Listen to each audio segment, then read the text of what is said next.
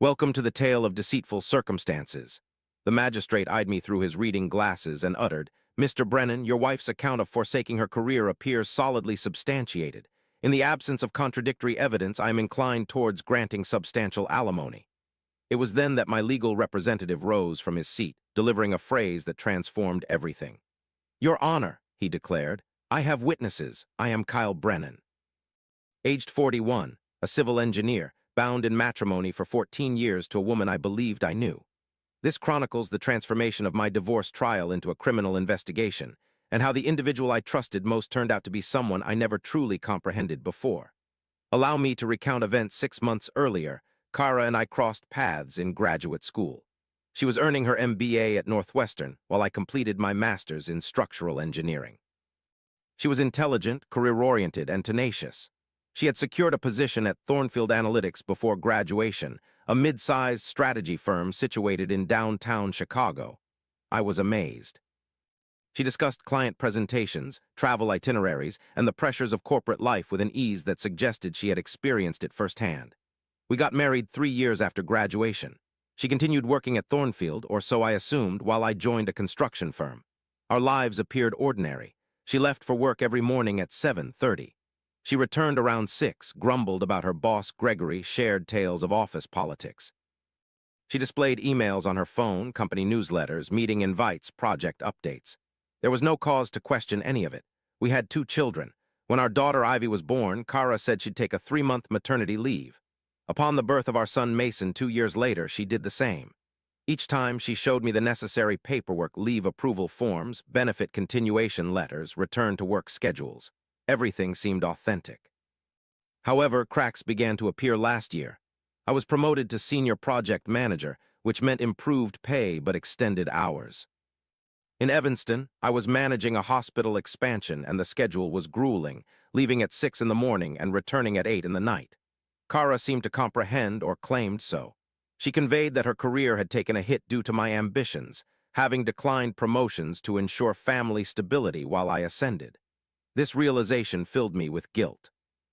However, when I advised her to re-enter the job market more assertively, perhaps applying for directorial positions, she'd sigh and say, Kyle, I've been out of touch for too long. I have 2 children. I sacrificed my career trajectory for this family. The way she expressed it made me feel self-centered, as if I owed her something. Then she requested a divorce. This was unexpected. One Saturday morning over coffee, she said, I'm not content. I haven't been for years. I want out. She had already consulted a lawyer and had the necessary paperwork ready. She desired the house, primary custody of the children, child support. The hard blow was the lifelong alimony, rooted in her career sacrifice. Her attorney, Adrian Kwan, was relentless. In our initial mediation meeting, she meticulously presented Kara's case.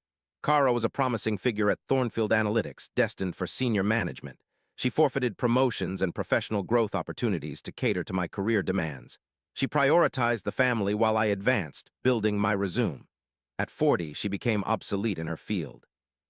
She deserved compensation for the potential earnings she had relinquished. Adrian had supporting evidence, including Thornfield's performance reviews, salary records, and a letter from someone claiming to be her former supervisor, lauding her work ethic and lamenting her departure from the corporate fast lane. My lawyer, Donna Van Tour, scrutinized everything and winced. This will be costly, he said. Illinois is an equitable distribution state, and judges tend to empathize with career sacrifice claims. For 5 to 7 years, you might be responsible for alimony payments, potentially longer if we can't find inconsistencies in her work history. In his office, I found myself speechless. She had been employed there for years, and I had witnessed her going to work daily. Donna Van, with an enigmatic expression, posed a question that left me uncertain. Kyle, she said, I need you to be truthful. Have you ever visited her at work, met her coworkers, or attended a company holiday party? After reflection, I replied negatively, as Thornfield was firm about spouses attending events. For client confidentiality reasons, I explained. When she inquired about pay stubs or W-2 forms, we maintained separate finances and shared household expenses equally. I never questioned her financial matters. Donna Van sat back in her chair, signaling she would investigate further. 3 days later, she summoned me with an unusual expression, a mixture of disbelief and anger. Kyle, she said gravely, Thornfield Analytics has no record of your wife ever working here. I chuckled in response. The statement was so preposterous that laughter seemed the only suitable reaction. That can't be true. She worked there for more than a decade. Donna Van pushed an emailed message toward you across the desk. It originated from Thornfield's HR department, with their director of human resources as the sender. The message was concise and damaging. After examining our employment records dating back to 1995, we have found no record of a Kara Brennan, Kara Mitchell, her maiden name, or any other similar variation ever employed by Thornfield Analytics in any role. They must be mistaken, I asserted. They absolutely must be. They couldn't be. Donna Van retrieved another document. I had contacted the Illinois Department of Employment Security. Your wife has no W-2 forms on file under her Social Security number from Thornfield Analytics, sir. In fact, she has no W-2 forms on file with any employer since you got married, Donna continued, making the room seem unsteady. That can't be possible. She went to work every day. Where did Kara end up, Kyle?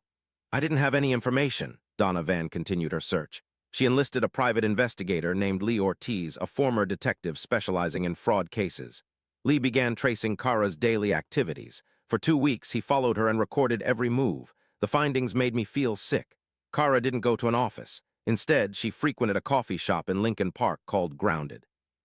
She'd arrive around 8 a.m., bring her laptop, order a latte, and sit in the same corner booth for hours. Sometimes she'd meet friends, browse shopping websites, or work on what appeared to be personal projects. Lee couldn't determine the nature of her activities from afar. At noon, she would leave and go to a yoga studio. 3 times per week, she had a fixed appointment with a personal trainer at an exclusive gym in River North. Twice a week, after noon specifically, she met a man named Garrett Hollies, a pharmaceutical sales representative at a hotel bar in the Loop. Lee managed to take photos of him. For at least 2 years, their relationship was based on credit card transactions Lee obtained through legal means. Not even during 2 weeks of surveillance did Kara visit any location suggestive of a corporate office. Upon presenting her findings, Lee stated that Kara's entire life appeared to be a facade. The emails, documents, and stories were all staged performances. Donovan began unraveling threads when he discovered irregularities. Performance reviews from Thornfield and forged documents bearing a fictitious letterhead, along with a fake letter from her supervisor, signed by non-existent Gregory Chen. Her LinkedIn profile, maintained over years, included fabricated colleague endorsements and work history. The endorsements were self-created through fake accounts. However, the most striking revelation came when Donovan ordered her financial records. Kara had been receiving funds for 14 years, not from an employer but from her father. Her father, Warren Mitchell, is a retired investment banker with substantial wealth. She had been regularly transferring $4,500 into Kara's account each month since our marriage. This money was being utilized to sustain a pretense of employment, finance her lifestyle, fund her affair, and create a narrative of a forsaken career. I inquired from Donovan, "Why would someone do this?" He responded, "Control. If she appeared as a high-earning professional who gave it all up for you, she had leverage both emotionally and financially. You felt obligated. You felt guilty, that's power." The divorce trial was set for late September. I entered the courtroom anticipating a routine proceeding. However, I was not prepared for what Donovan had arranged. Kara testified first. She was composed, self-assured, dressed in a gray suit suggesting a corporate professional. Her lawyer, Adrian, guided her through the story. Kara discussed her time at Thornfield, the promotions she declined, and the income she sacrificed. She wiped her eyes as she recounted, observing my achievements while hers wilted. Adrian Holland, a 60-year-old man with gray hair, empathized. Then Adrian provided the falsified documents for examination, including performance reviews, salary statements, and a supervisor's letter. Donovan made no objection. When it was my turn, Adrian questioned me intensely in a dramatic manner. She asked if I had ever acknowledged my wife's sacrifice, if I had contemplated the cost to her of my career advancement, if I believed it just that I progressed while she remained stagnant. I responded composedly, "No, I don't think it's fair." "Since none of this is accurate," Judge Holland expressed disapproval. "Pardon me," Donovan rose. "Your Honor, I'd like to summon a witness, Mr. Leonard Vasquez, Human Resources Director at Thornfield Analytics." Leonard Vasquez was a thin man in his 50s with glasses. He stepped onto the stand, swore an oath, and Donovan began immediately. "Vasquez, how many years have you been with Thornfield Analytics?" 23 years. "In your role as HR director, do you keep employment records for all present and past employees?" Yes, dating back to the company's inception in 1991. Have you ever employed a woman named Kara Brennan or Kara Mitchell? No, sir. Kara's complexion paled. Adrian stood abruptly. Your Honor, this is surprise questioning. Judge Holland raised his hand. Sustained. Proceed, Mr. Torres. Torres gave Vasquez a folder. Mr. Vasquez, are these the performance evaluations submitted by Mrs. Brennan as evidence of her employment? Vasquez inspected them. These are forged. Our letterhead was updated in 2012, but these documents claim to be from 2011 using the newer design. The signature attributed to Gregory Chen is fake. We've never had an employee named that. The provided employee ID doesn't exist in our system, implying that Kara Brennan never worked for Thornfield Analytics in any role. Donovan confirmed this, stating unequivocally that Kara Brennan was not an employee of Thornfield Analytics. The courtroom fell silent as Donovan summoned two more witnesses. First came Simon Drake, a forensic accountant who detailed Kara's financial records, her monthly deposits from her father, the lack of W-2 forms or employment tax withholdings, and credit card statements indicating spending during hours she claimed to be in client meetings. Lee Ortiz followed, presenting surveillance photographs time-stamped and geotagged, showing Kara at the coffee shop doing yoga and with Garrett at the hotel bar, his hand on her knee. Judge Holland's expression hardened from sympathetic to stoic as he asked Kara Brennan directly, "Did you falsify your employment history?" Kara glanced at Adrian in response. Adrian seemed as though she wished to vanish. After a while, Kara murmured, "I can clarify. Did you falsify documents and present them to this tribunal as evidence?" A tremor quivered in Kara's tone. "I didn't intend it to escalate like this." Judge Holland slammed the file on his desk. "Miss Brennan, I'm reporting this matter to the Cook County District Attorney for examination of perjury and fraud. This hearing is postponed until a criminal review is completed." Court guards escort Mrs. Brennan out of my courtroom. Two officers moved towards the defendant's table. Kara began sobbing loudly, heaving breaths. Adrian was frantically whispering to her, but Kara paid no attention. She glanced at me as they led her past my table. Her eyes implored. I didn't turn away, but I didn't speak either. Outside the courtroom, Donovan placed a hand on my shoulder. "It's over. What happens next?" The prosecutor will probably bring charges against Adrian. Altering documents in a court proceeding is considered a Class 3 felony in Illinois. The fabricated documents could lead to severe consequences, potentially probation and even jail time for her.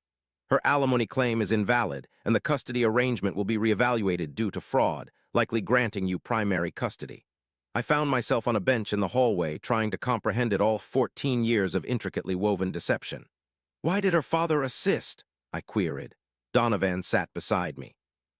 Lee managed to locate him and gather some information, but he's unwilling to cooperate with investigators. Lauren Mitchell's first wife, Kara's mother, divorced him, securing a substantial settlement. This left him resentful, supposedly expressing the family court system was biased against men. He saw Kara's fake career as an opportunity to retaliate against the system. By creating a heart-wrenching narrative of female self-sacrifice, he aimed to extort money from you as retribution for what he perceived as his loss. Although twisted, people justify many actions. 8 weeks after the Cook County State's attorney filed charges, Kara was taken into custody at her apartment and posted bail on the same day. Her father retained a criminal defense attorney, signaling she would contest the allegations. It took 8 months for the case to be resolved, during which additional information surfaced.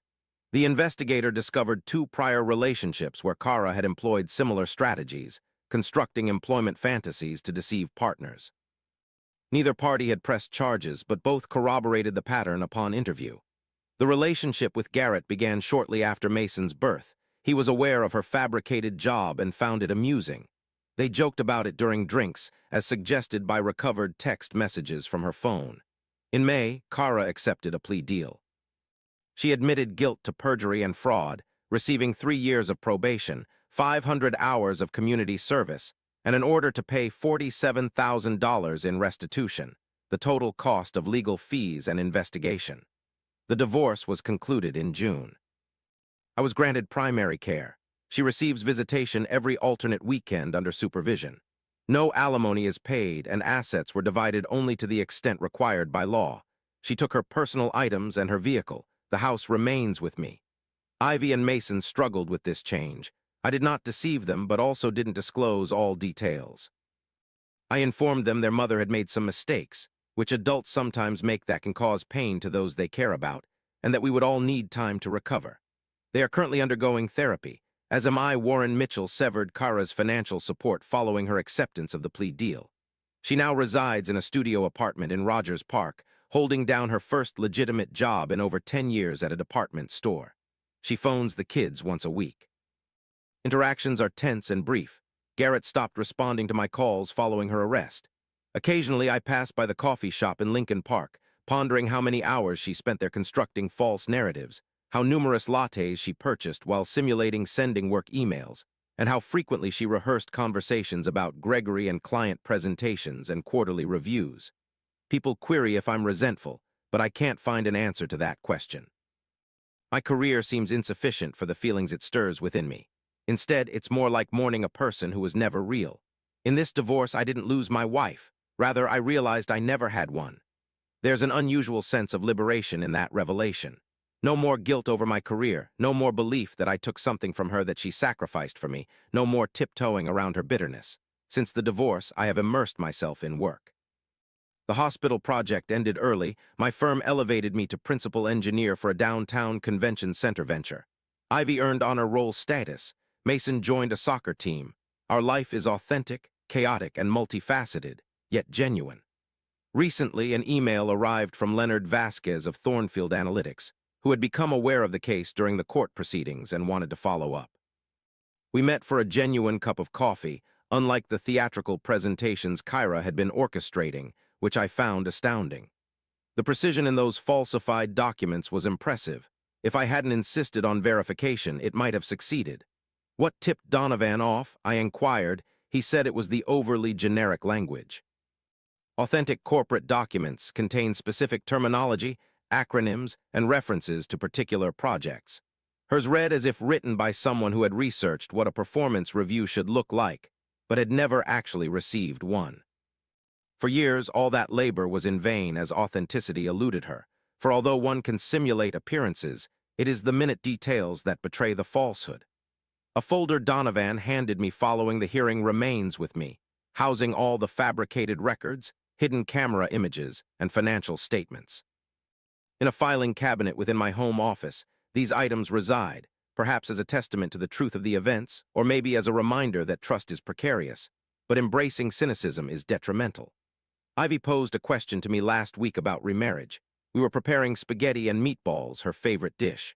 Pondering how to respond, I considered the possibility of someday, should I encounter an individual who embodies honesty, one who does not require my presence. It's not wrong to feel powerful as she stirred the sauce, momentarily silent. Then she confessed Mom wasn't truthful. No, she wasn't.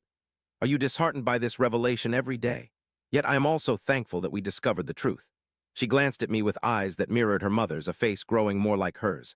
I concur, for lies have a peculiar nature. They don't merely inflict pain when exposed, but they cast shadows, contaminating every memory, every conversation, every shared moment. When I gaze upon our wedding photos, I see an unfamiliar figure in a white gown, scrutinizing images of Ivy as a baby stirs doubts about Kara's true feelings. Then, examining family vacation snapshots, I perceive a staged spectacle that my trust allowed to pass unquestioned. However, I also observe my children maturing with the truth, learning that integrity matters, that authenticity is indispensable, and that love necessitates honesty. Anything constructed on falsehoods will inevitably succumb under its own deceitful weight. Occasionally, the courtroom scene replays in my mind, specifically when Judge Holland questioned Kara about fabricating everything, her voice cracking, the look of disbelief on Adrian's face as she realized her entire case was based on deceit, the silence that followed Leonard Vasquez confirming she hadn't worked there. I don't revel in her misfortune, but I find solace in truth. A few months ago, I encountered Garrett at a gas station. He hesitated and began to walk towards his car when I called out. He stopped but didn't turn around. I asked him if it was worth it. He glanced back but didn't respond. Instead, he got into his car and drove away. Was it worth it, being complicit in a lie that shattered two children's trust in their mother? I am not vengeful. My intention was never to ruin Kara's life. I simply sought the truth. When the truth emerged, it brought down the house of cards she had built on lies, but that is not revenge. It's merely the law of gravity at work. These days, I am concentrated on constructing something genuine with Ivy and Mason. This summer, we're setting off on a camping expedition to Starved Rock. Mason is eager to learn fishing techniques, while Ivy intends to carry her sketchbook and capture the rock formations in her art. It might be basic, but it's genuine, precisely what I yearn for, having lived someone else's story for 14 years. This is Cheating Story Lab, appreciative for your attention.